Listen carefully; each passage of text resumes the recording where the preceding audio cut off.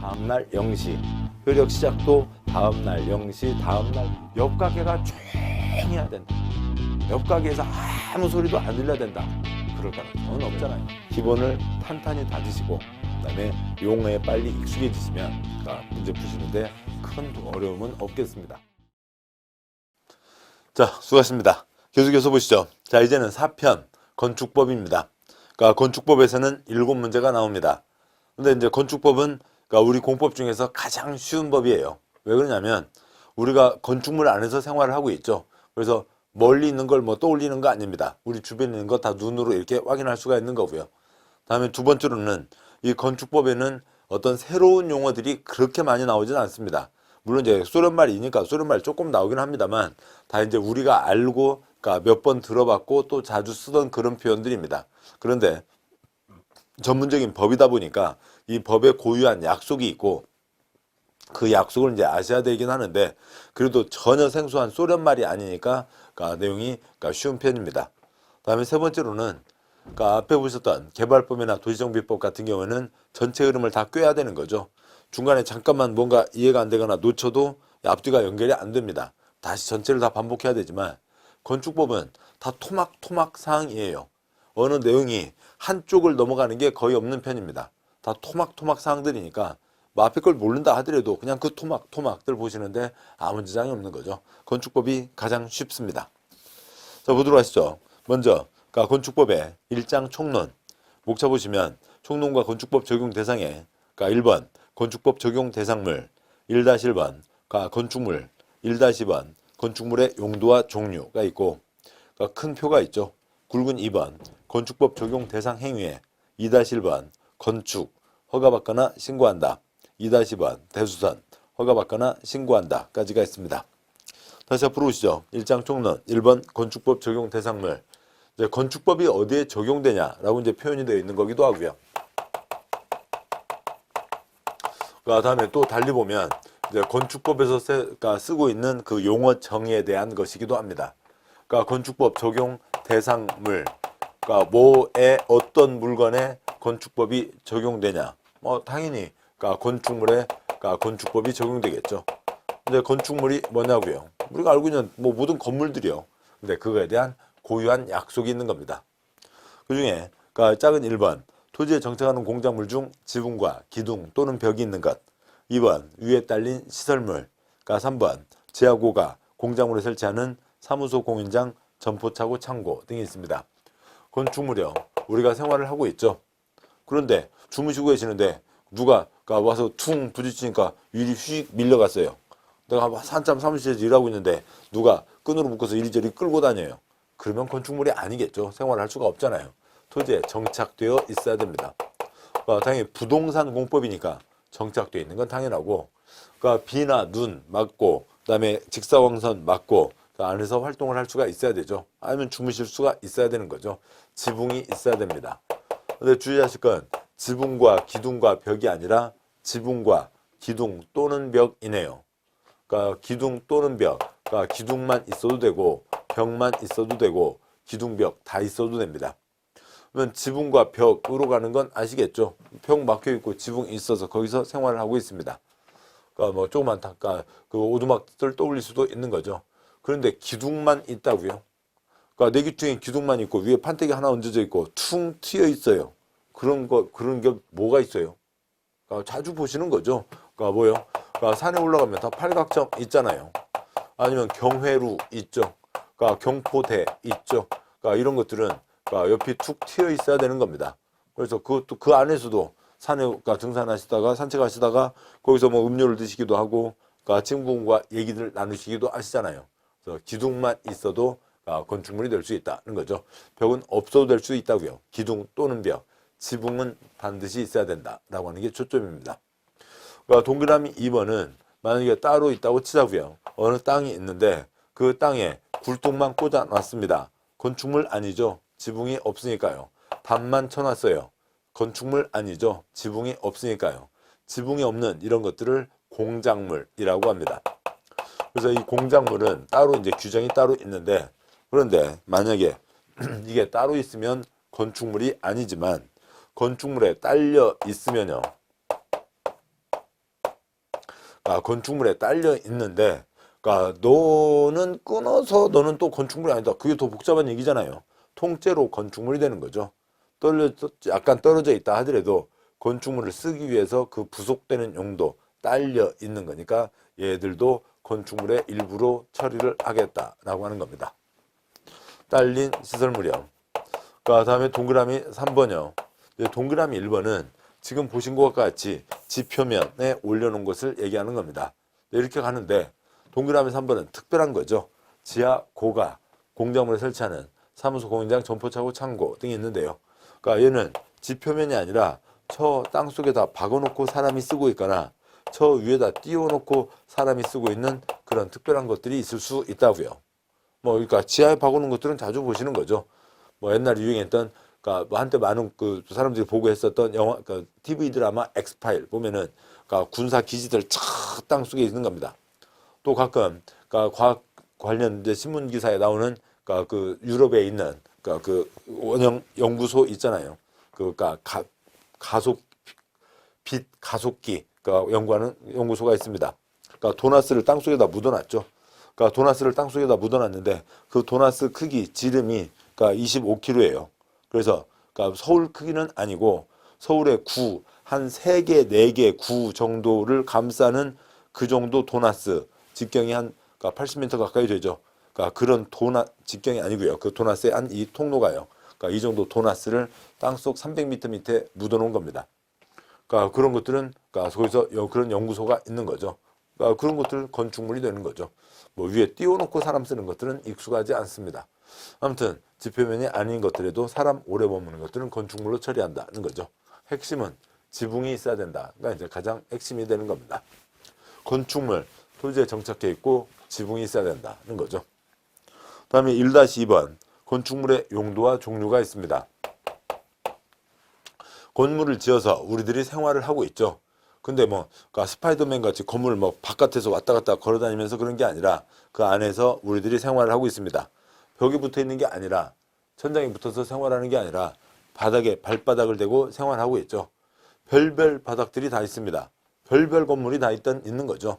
나이트클럽 바닥도 있고 공장 바닥도 있고 그러니까 집에서 주무시는 거실 바닥, 그러니까 침실 바닥도 있고 여기도 공부하는 교실 바닥도 있고 별별 바닥들이 다 있습니다. 그 바닥들을 비싼 것끼리 130가지로 묶어서 그 하나하나들을 종류라고 합니다. 또 그 130가지도 많으니까 그것들을 28가지로 묶어서 그 하나하나들을 용도라고 합니다. 그래서 대한민국 모든 건축물 바닥은 130가지 종류 중에 하나이고 28가지 용도 중에 하나입니다. 근데 130가지 종류라고 하는 것까지는 그렇게 큰 어려움은 없어요. 130가지 종류가 있네. 근데 28가지 용도예요. 용도. 어디에 쓰는 물건이고? 이런 게 용도잖아요. 우리 국어에서는요. 그런데 건축법에서는 가짓수를 얘기하는 겁니다. 한 발 더 나가면 그러니까 이 용도나 종류가 건물의 통째로 정해져 있는 게 아닙니다. 건축물이 아니라 건축물 바닥의 용도와 종류를 얘기하는 겁니다. 그래서 문장 보시면 1-에 그러니까 건축물 바닥의 용도란 건축물 바닥의 종류를 비슷한 구조, 이용 목적, 형태별로 묶어 분류한 것을 말한다. 별별 바닥을 130가지 종류 하나면 됐죠. 또 이름을 또 세부 용도라고 하기도 하고요. 다음에 28가지 용도로 해놨는데요. 그 아래 건축물 대장을 일부 이제 옮겨놓은 게 있습니다.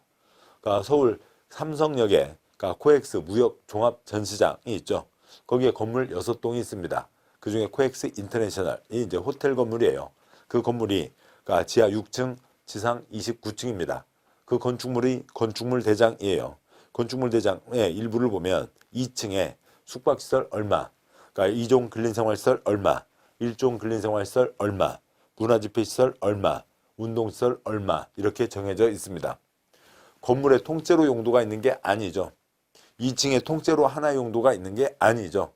2층에도 각 바닥마다 용도가 따로 정해져 있는 겁니다.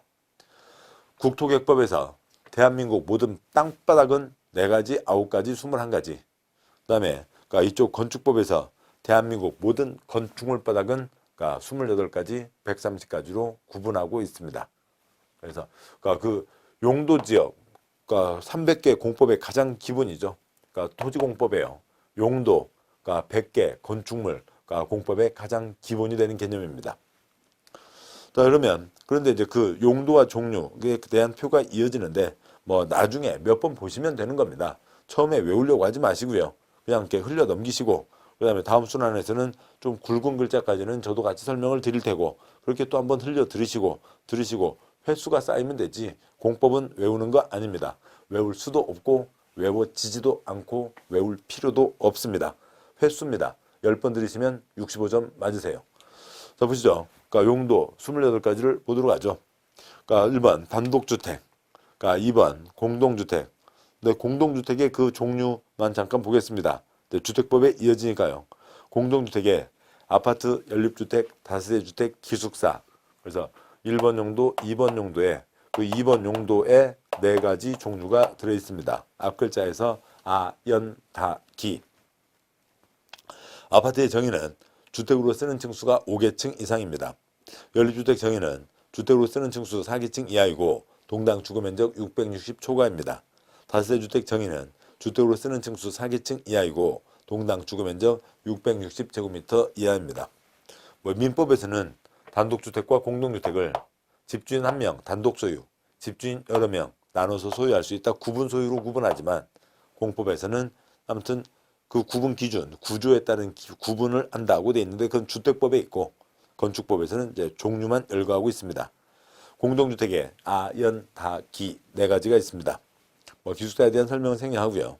그러니까 3번 용도 1종 근린생활시설, 4번 2종 근린생활시설, 5번 문화집회시설, 6번 종교시설, 7번 판매, 8번 운수, 9번 의료, 10번 교육연구, 11번 노유자, 12번 수련시설, 13번 운동, 14번 업무, 15번 숙박, 16번 위락, 17번 공장, 18번 창고, 19번 위험물 저장 처리시설, 그러니까 20번 자동차, 20 관련시설, 21번 동물식물 관련시설, 22번 자원순환 관련시설, 23번 교정군사시설, 24번 방송통신시설, 25번 발전시설, 26번 묘지시설, 27번 관광휴게시설, 28번 장례식장까지 해서 그러니까 건축물 용도, 그러니까 건축물 바닥에 28가지 이름이 있습니다.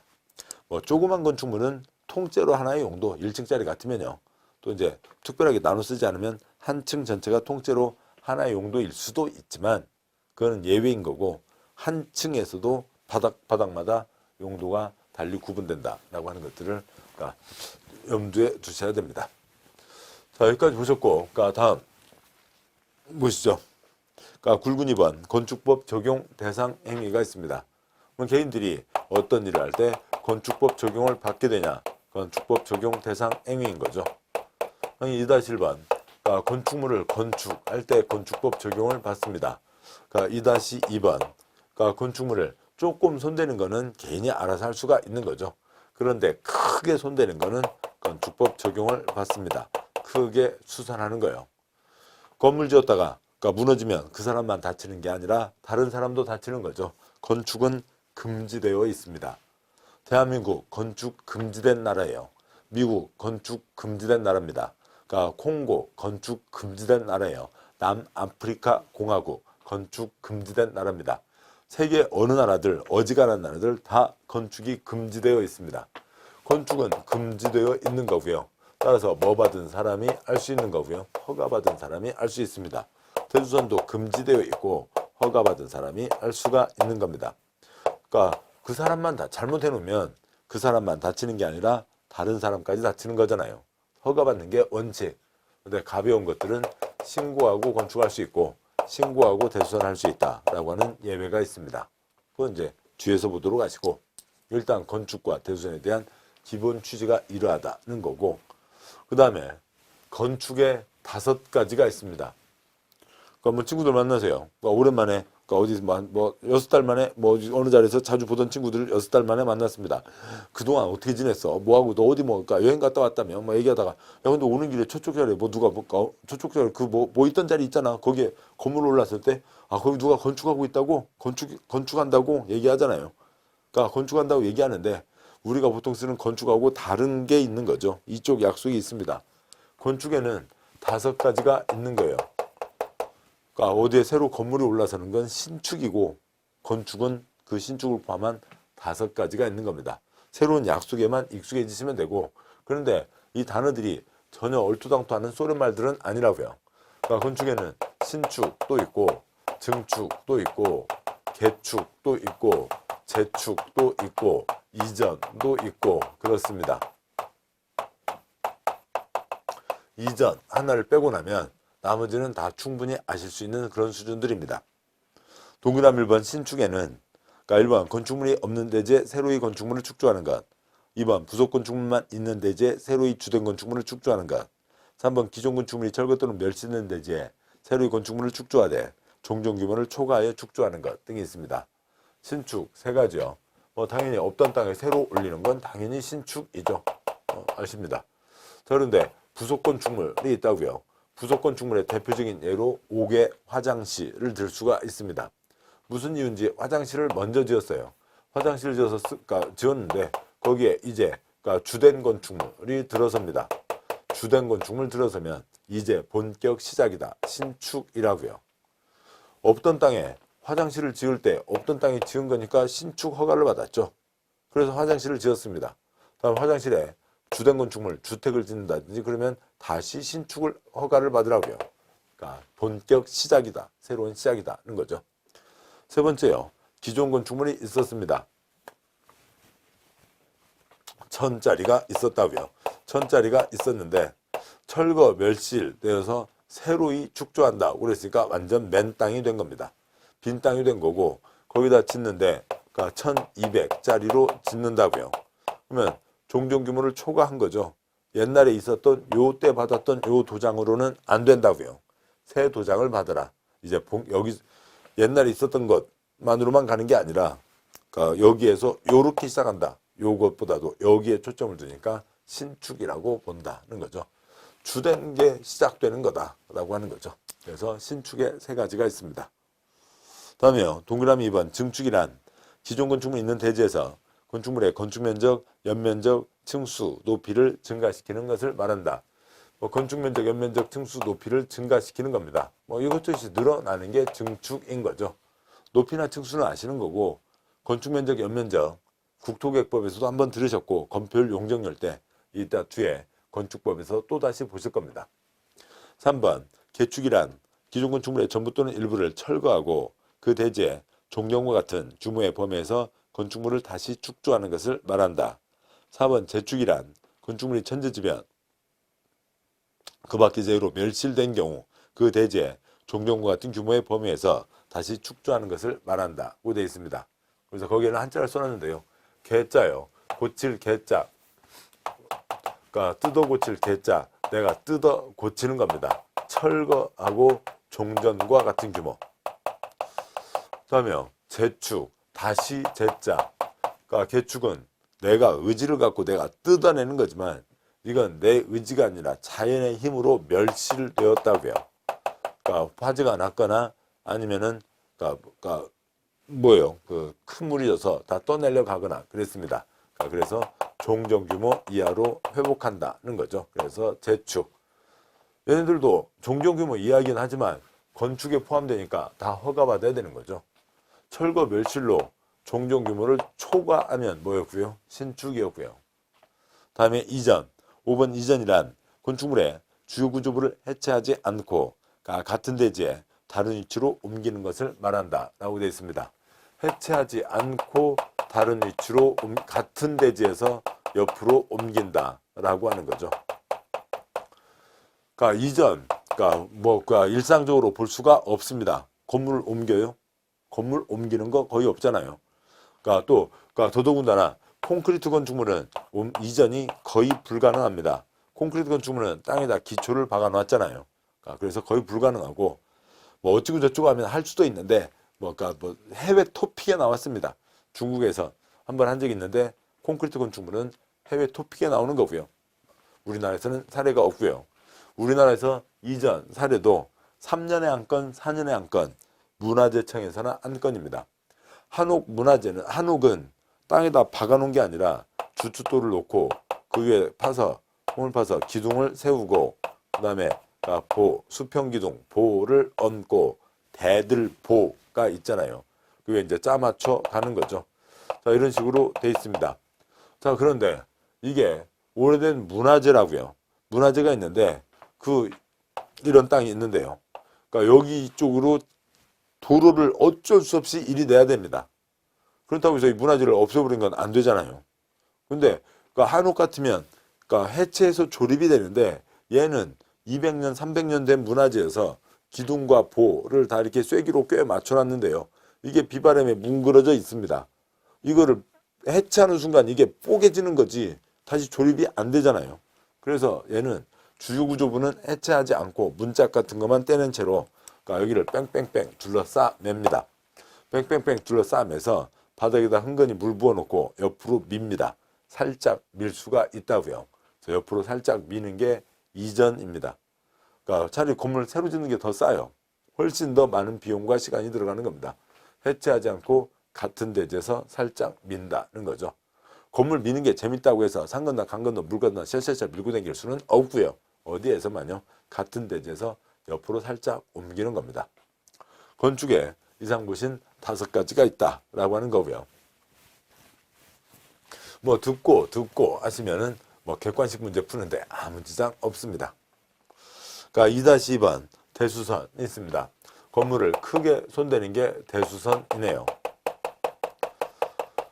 대수선, 동그라미 1번 대수선이란 건축물의 구조나 외부 형태를 수선 변경 증설하는 것으로서 증계 재축에 해당하지 않는 것을 말한다. 건축 또는 대수선, 건축이 앞에 있습니다.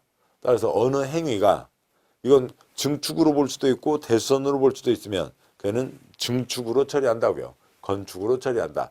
그러니까 건축이 더 앞에 있다라고 하는 그런 수준이고, 동그라미 2번 주요 구조부 등을 손대는 것에서 전부 대수선이 세부적으로 9가지가 있는데 그 세부적인 사항 9가지는 나중에 보도록 하시고 6가지와 3가지를 손대하는 게 해서 9가지가 있는데요. 그 6가지 주요 구조부와 관련된 게 대수선입니다. 그래서 주요 구조부를 보시자고요. 건축물의 주요 구조부 6가지가 있습니다. 건물을 이루고 있는 별별 구조들이 다 있죠. 그 중에 중요한 거 6가지요. 기둥, 보, 내력벽, 바닥, 지붕틀, 주계단 6가지가 주요 구조부입니다. 이런 것들은 앞글 따서 외우는 게 아니고 떠올려 보시면 되는 겁니다. 같이 떠올려 가보도록 하죠. 땅에다 건물을 짓습니다. 건물을 짓는데 초등학생 자녀나 조카가 수수깡 갖고 이게 옷빈 같은 거 이렇게 침을 꽂아가면서 이렇게 건물 모양을 조그맣게 만들기도 하잖아요. 그걸 떠올려 보시자고요. 일단 내 귀퉁이에 세우는 뭘 세우고요? 기둥을 세우는 거죠. 서 있는 작대기가 있어야 됩니다. 그 다음에 올라가는데 기둥만 계속 올라가면 휘청휘청해서 이거 흔들리게 되죠. 흔들리지 않게 짱짱하게 수평 기둥 잡아주는 겁니다. 그 수평 기둥을 뭐라고 하고요? 보라고 하는 거죠. 서 있는 짝대기 기둥이 필요합니다. 누워있는 짝대기 보가 필요한 거죠. 그리고 그 다음 올라가게 됩니다. 계속 올라가게 되는데 퉁 튀어진 곳에서 생활할 수도 있죠. 그런데 베니다판 붙이는 거 말고 여기에 막아서 쓰기도 하는데 베니어판 말고요. 여기에 건물의 무게를 받치는 내력벽이 주요 구조부입니다. 만약에 그냥 베니다판이라고 한다면 이 건물 무게를 버텨야 되니까 기둥이 두꺼워져야죠. 기둥이 툭툭 튀어나오게 됩니다. 그런데 이 벽판에서도 무게를 버티면 기둥이 좀 줄어들겠죠.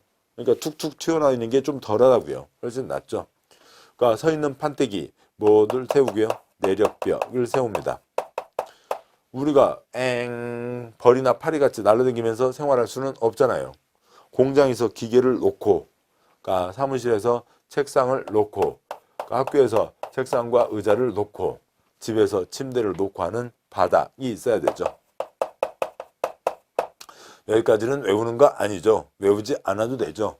서 있는 짝대기, 누워 있는 짝대기, 서 있는 판때기, 누워 있는 판때기가 필요한 겁니다. 그것들이 주요 구조부라고요.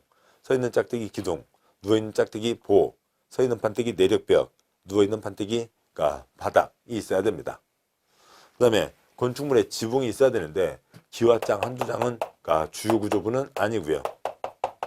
지붕을 받치는 지붕틀이 주요 구조부입니다. 지붕틀 모양은 여러 가지일 수가 있어요.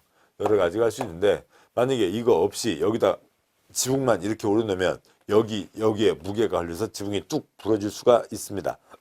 따라서 이러한 구조체를 만들고 그 위에다 지붕을 얹어 놓으면 지붕이 부러지거나 지붕이 흔들릴 염려는 없죠. 지붕틀.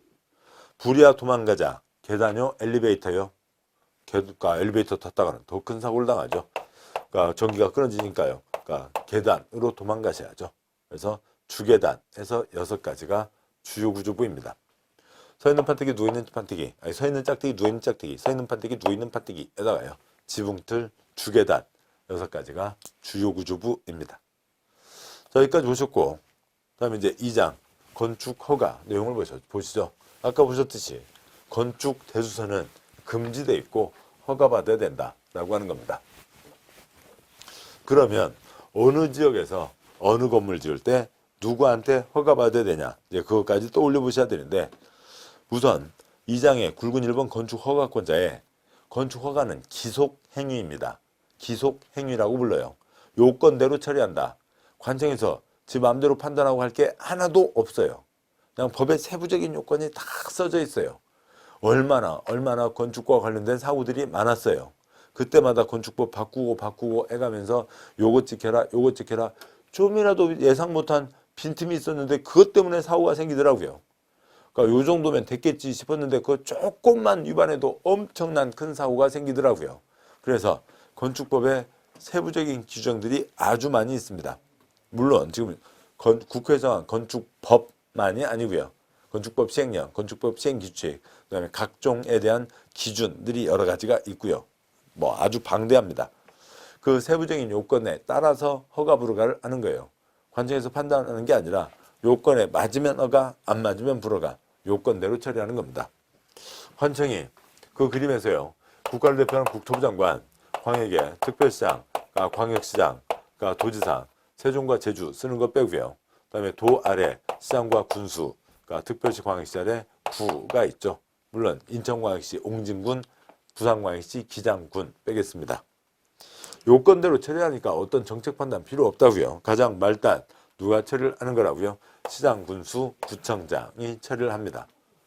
법조문 그대로 읽으면 되는데 글자는 읽을 줄 알죠. 우리가 시장 뽑았는데 글자 다 읽을 줄 아는 사람들입니다. 그러면 됐죠. 그런데 특별한 거는 특별시장, 광역시장이 직접 허가하는 경우도 있다. 국토부 장관, 도지사는 건축 허가를 할 수가 없습니다. 그래서 가장 말단, 특별한 경우는 특별시장, 광역시장이 허가한다는 겁니다. 1-1번 건축물을 건축 대수선 하려는 자는 세종이나 제주도 빼고요. 그다음에 거기는 당연히 세종, 제주도는 세종과 제주는 모든 권한을 다 이 사람들이 하니까 지금 법에도 세종시가 안 써져 있잖아요. 차이 없습니다. 큰 문제 없다고요. 쓰나 안 쓰나 세종과 제주는 초점이 아니죠. 시장군수구청장의 허가를 받아야 된다. 1-2번 예외. 특별한 거는 특별시장, 광역시장이 직접 허가한다. 흔히 대형 건축물. 동그라미 1번, 작은 1번, 층수가 21층 이상이거나 작은 2번, 10만 제곱미터 이상 대형 건축물은 특별시장, 광역시장이 직접 허가를 한다. 21층 이상, 10만 제곱미터 이상. 21층 이상으로요. 많은 분들 아시는 걸로 서울에 잠실 롯데2가 있잖아요. 잠실 롯데2 올라서면 123층이랍니다. 그렇고요. 거기 낮 1시에 거기 안에 활동하는 인구가 10만 명이 예상된대요. 어지간한 시군 3개가 들어가 있는 겁니다. 그게 어디 송파구에서 할 문제가 아니잖아요. 서울의 도심, 부도심, 축이 바뀌는 겁니다. 그런 것들은 특별시장이 한다는 거죠. 그렇게 되고요. 근데 대형 건축물이라 하더라도 동그라미 반, 공장, 창고, 건축물의 건축은 군수구청장이 허가한다. 여기에 있는 광역시에 있는 군수도 포함한다는 거죠. 공장과 창고, 21층 이상 10만 이상 공장, 창고 그렇게 많지는 않습니다만 아무튼요. 공장과 창고는 건물이 무너져서 사고가 생기는 게 아니라 산업안전사고, 화재사고가 대부분이잖아요. 그래서 공장과 창고는 아무리 덩어리가 크다 하더라도 대한민국 경제 발전 위해서 저 위까지 올라가진 않고 가장 기초 단위에서 처리하게 하겠다는 겁니다. 여기는 어차피 시나 군 지역은 시장군수만 허가를 하니까 그냥 공장 창고는 결국 시장군수구청장이 처리를 하는 거죠. 다음에 그 아래 표에 고층, 초고층, 준초고층이 있는데요. 고층은 30층 이상을 얘기합니다. 그 다음에 준초고층은 30층부터 49층까지는 준초고층, 50층 이상은 초고층이 되는 겁니다. 그래서 고층 안에 그러니까 초고층과 준초고층이 있다는 얘기죠. 그 다음에 1-3번 도지사 승인받고 시장군수가 허가한다. 그러니까 일반적인 경우에는 시장군수가 알아서 허가를 하면 되죠. 그런데 특별한 건축물은 시장군수가 허가를 하되 그러니까 도지사 승인을 받고 그러니까 시장군수가 허가를 해야 된다. 도지사가 개입을 하겠다는 거죠. 또 도지사가 승인을 안 하면 허가를 못 하는 거니까 결국 칼자루를 도지사가 잡겠다는 거죠.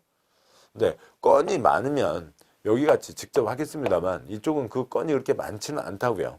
그래서 시장군수가 하되 도지사 승인은 받고 하라 라고 하는 특별한 경우가 있는 겁니다. 이 세 가지가 아닌 거는 그냥 시장군수가 알아서 법대로 처리하면 되는 거죠. 국토부 장관, 도지사는 허가할 수 없다. 작은 1번 특별시장, 광시장 허가는 대상 건축물. 아까 21층 이상 10만 이상 있었죠. 그 다음에 작은 2번 자연환경, 수질보호를 위해서 그러니까 도지사가 지정 공고하는 구역 안에 건축하는 3층 이상, 연면적이 1000제곱미터 이상 건축물로 위락, 숙박시설 등이 있습니다. 자연환경, 수질보호를 위해서 여기는 걱정된다.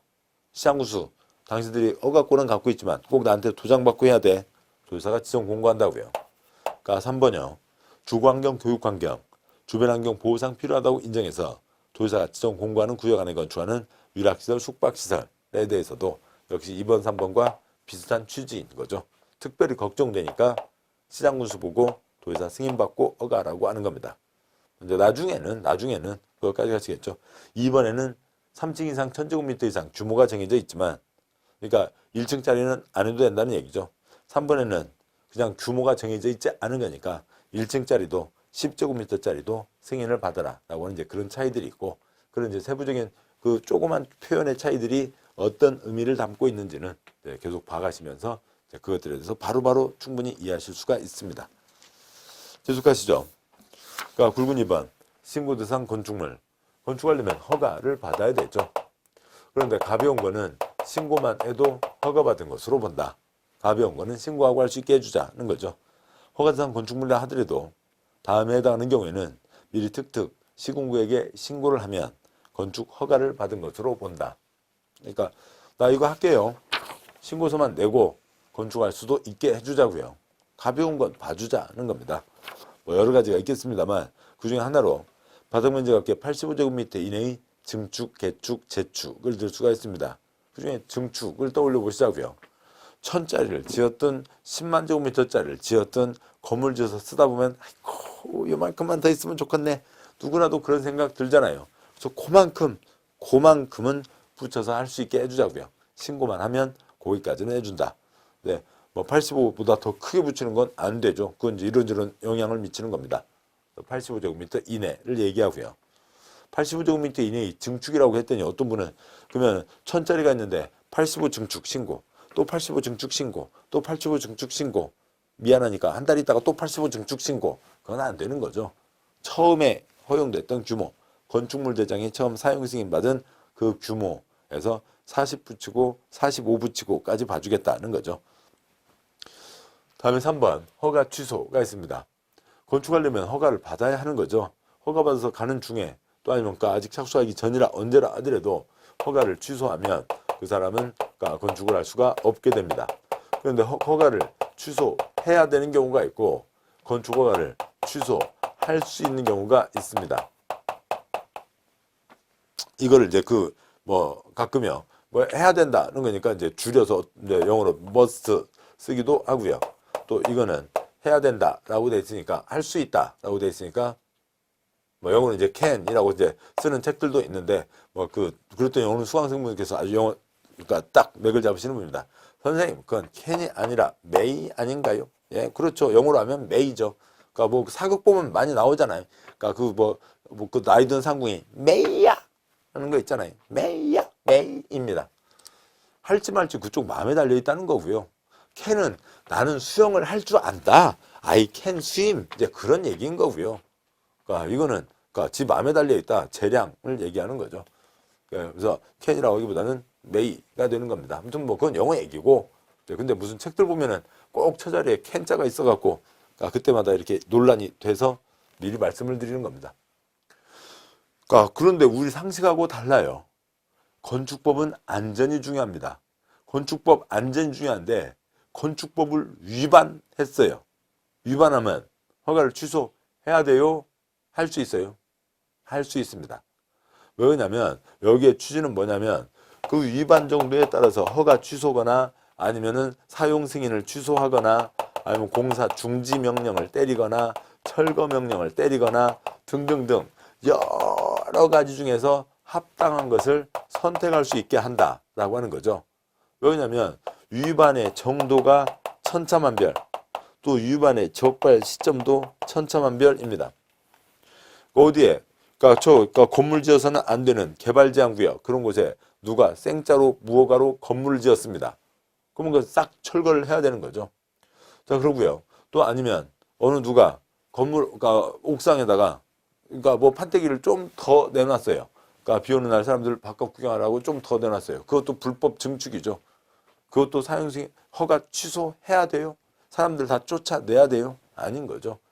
위반의 정도에 따라서 그러니까 어떻게 그러니까 합당한 조치를 취하자라고 하는 거에서 허가를 취소할 수 있는 겁니다. 위반 건축물에 대해서는요. 참고로 대한민국 건축물 98%가 위반 건축물입니다.